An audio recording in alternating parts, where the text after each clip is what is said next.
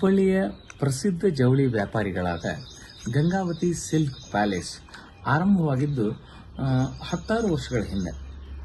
ನಿಜಗುಣಪ್ಪ ರುದ್ರಪ್ಪ ಗಂಗಾವತಿ ಅನ್ನೋರು ಬೀಳಿಗೆಯಿಂದ ಹೊರಟು ಹುಬ್ಬಳ್ಳಿಗೆ ಬಂದು ಈ ಅಂಗಡಿ ಸ್ಥಾಪನಾ ಮಾಡಿ ಇಲ್ಲಿ ಪ್ರಾಮಾಣಿಕ ಗ್ರಾಹಕ ಸೇವೆಯನ್ನು ಮಾಡಿಕೊಂಡಿದ್ದಾರೆ.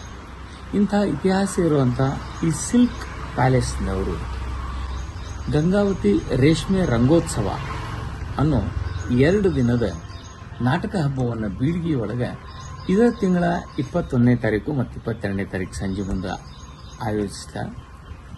ಬೀಳಿಗೆಯ ಶ್ರೀ ಸಿದ್ದೇಶ್ವರ ವಿದ್ಯಾವರ್ಧಕ ಸಂಘದ ಶಾಲಾ ಆವರಣದೊಳಗೆ ಈ ಕಾರ್ಯಕ್ರಮ ನಡೀತದೆ.